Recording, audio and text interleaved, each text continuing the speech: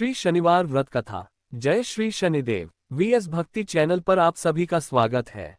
आज हम आपके लिए लेकर आए हैं शनिवार व्रत कथा। इस कथा के श्रवण मात्र से जीवन के सभी संकट दूर हो जाते हैं और शनिदेव की कृपा सदा बनी रहती है। तो आइए भावपूर्वक सुनते हैं शनिवार व्रत कथा। एक समय में स्वर्गलोक में सबसे बड़ा कौन के प्रश्न पर 9 ग्रहों में वाद विवाद हो गया। निर्णय के लिए सभी देवता देवराज इंद्र के पास पहुंचे और बोले, हे देवराज, आपको निर्णय करना होगा कि हम में से सबसे बड़ा कौन है। देवताओं का प्रश्न सुन इंद्र उलझन में पड़ गए। फिर उन्होंने सभी को पृथ्वीलोक में राजा विक्रमादित्य के पास चलने का सुझाव दिया। सभी ग्रह भूलोक राजा विक्रमादित्य के दरबार में पहुंचे। जब ग्रहों ने अपना प्रश्न राजा विक्रमादित्य से पूछा तो वह भी कुछ देर के लिए परेशान हो उठे, क्योंकि सभी ग्रह अपनी अपनी शक्तियों के कारण महान थे। किसी को भी छोटा या बड़ा कह देने से उनके क्रोध के प्रकोप से भयंकर हानि पहुंच सकती थी। अचानक राजा विक्रमादित्य को एक उपाय सूझा और उन्होंने विभिन्न धातुओं जैसे सोना, चांदी, कांसा, तांबा, सीसा, रांगा, जस्ता, अभ्रक व लोहे के 9 आसन बनवाए। सबसे आगे सोना और सबसे पीछे लोहे का आसन रखा गया। उन्होंने सभी देवताओं को अपने अपने आसन पर बैठने को कहा। उन्होंने कहा, जो जिसका आसन हो ग्रहण करे। जिसका आसन पहले होगा वह सबसे बड़ा तथा जिसका बाद में होगा वह सबसे छोटा होगा। चूंकि लोहे का आसन सबसे पीछे था, इसलिए शनिदेव समझ गए कि राजा ने मुझे सबसे छोटा बना दिया है। इस निर्णय से शनिदेव रुष्ट होकर बोले, हे राजन, तुमने मुझे सबसे पीछे बैठाकर मेरा अपमान किया है। तुम मेरी शक्तियों से परिचित नहीं हो। सूर्य एक राशि पर 1 महीने, चंद्रमा 2 महीने 2 दिन, मंगल 1.5 महीने, बुध और शुक्र 1 महीने, बृहस्पति 13 महीने रहते हैं। लेकिन मैं किसी भी राशि पर 2.5 वर्ष से लेकर 7.5 वर्ष तक रहता हूँ।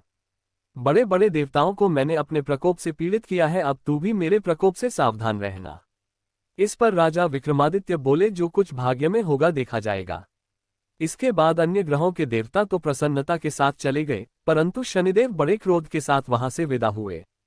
कुछ समय बाद जब राजा विक्रमादित्य पर 7.5 की दशा आई तो शनिदेव ने घोड़े के व्यापारी का रूप धारण किया और बहुत से घोड़ों के साथ विक्रमादित्य की नगर पहुंचे। राजा विक्रमादित्य उन घोड़ों को देखकर एक अच्छे से घोड़े को अपनी सवारी के लिए चुनकर उस पर चढ़े। राजा जैसे ही उस घोड़े पर सवार हुए वह बिजली की गति से दौड़ पड़ा। तेजी से दौड़ता हुआ घोड़ा राजा को दूर एक जंगल में ले गया और फिर वहां राजा को गिराकर गायब हो गया। राजा अपने नगर लौटने के लिए जंगल में भटकने लगा, पर उसे कोई रास्ता नहीं मिला। राजा को भूख प्यास लगाए।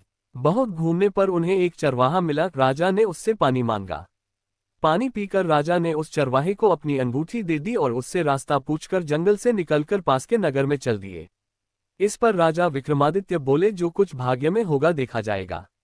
इसके बाद अन्य ग्रहों के देवता तो प्रसन्नता के साथ चले गए, परंतु शनिदेव बड़े क्रोध के साथ वहां से विदा हुए। कुछ समय बाद जब राजा विक्रमादित्य पर 7.5 की दशा आई तो शनिदेव ने घोड़े के व्यापारी का रूप धारण किया और बहुत से घोड़ों के साथ विक्रमादित्य की नगर पहुंचे। राजा विक्रमादित्य उन घोड़ों को देखकर एक अच्छे से घोड़े को अपनी सवारी के लिए चुनकर उस पर चढ़े। राजा जैसे ही उस घोड़े पर सवार हुए वह बिजली की गति से दौड़ पड़ा। तेजी से दौड़ता हुआ घोड़ा राजा को दूर एक जंगल में ले गया और फिर वहां राजा को गिराकर गायब हो गया। राजा अपने नगर लौटने के लिए जंगल में भटकने लगा, पर उसे कोई रास्ता नहीं मिला। राजा को भूख प्यास लगाए। बहुत घूमने पर उन्हें एक चरवाहा मिला। राजा ने उससे पानी मांगा। पानी पीकर राजा ने उस चरवाहे को अपनी अंगूठी दे दी और उससे रास्ता पूछकर जंगल से निकलकर पास के नगर में चल दिए। नगर पहुंचकर राजा एक सेठ की दुकान पर बैठ गए। राजा के कुछ देर दुकान पर बैठने से सेठ की बहुत बिक्री हुई। सेठ ने राजा को भाग्यवान समझा और उसे अपने घर भोजन पर ले गया। सेठ के घर में सोने का एक हार खूंटी पर लटका हुआ था। राजा को उस कमरे में छोड़कर सेठ कुछ देर के लिए बाहर चला गया। तभी एक आश्चर्यजनक घटना घटी। राजा के देखते देखते खूंटी सोने के उस हार को निगल गई। सेठ ने जब हार गायब देखा तो उसने चोरी का संदेह राजा पर किया और अपने नौकरों से कहा कि इस परदेशी को रस्सियों से बांधकर नगर के राजा के पास ले चलो। राजा ने विक्रमादित्य से हार के बारे में पूछा तो उन्होंने बताया कि खूंटी ने हार को निगल लिया। इस पर राजा क्रोधित हुए और उन्होंने चोरी करने के अपराध में विक्रमादित्य के हाथ पांव काटने का आदेश दे दिया। सैनिकों ने राजा विक्रमादित्य के हाथ पांव काटकर उन्हें सड़क पर छोड़ दिया। कुछ दिन बाद एक तेली उन्हें उठाकर अपने घर ले गया और उसे कोल्हू पर बैठा दिया। राजा आवाज देकर बैलों को हाँकता रहता। इस तरह तेली का बैल चलता रहा और राजा को भोजन मिलता रहा। शनि के प्रकोप की 7.5 पूरी होने पर वर्षा ऋतु प्रारंभ हुई। एक रात विक्रमादित्य मेघ मल्हार गा रहा था, तभी नगर की राजकुमारी मनभावनी रथ पर सवार उस घर के पास से गुजरी। उसने मल्हार सुना तो उसे अच्छा लगा और दासी को भेजकर गाने वाले को बुला लाने को कहा। दासी लौटकर राजकुमारी को अपन राजा के बारे में सब कुछ बता दिया।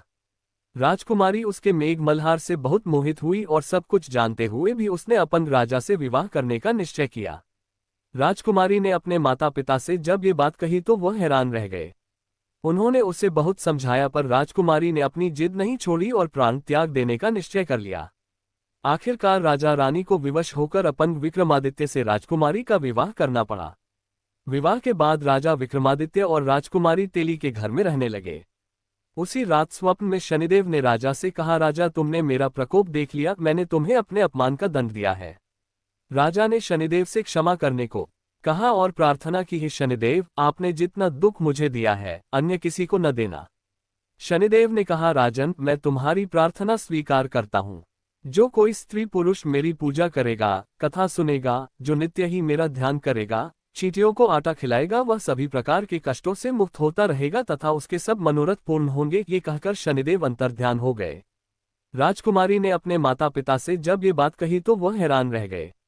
उन्होंने उसे बहुत समझाया पर राजकुमारी ने अपनी जिद नहीं छोड़ी और प्राण त्याग देने का निश्चय कर लिया। आखिरकार राजा रानी को विवश होकर अपन विक्रमादित्य से राजकुमारी का विवाह करना पड़ा। विवाह के बाद राजा विक्रमादित्य और राजकुमारी तेली के घर में रहने लगे। उसी रात स्वप्न में शनिदेव ने राजा से कहा, राजा तुमने मेरा प्रकोप देख लिया, मैंने तुम्हें अपने अपमान का दंड दिया है। राजा ने शनिदेव से क्षमा करने को कहा और प्रार्थना की, हे शनिदेव, आपने जितना दुख मुझे दिया है अन्य किसी को न देना। शनिदेव ने कहा, राजन, मैं तुम्हारी प्रार्थना स्वीकार करता हूँ।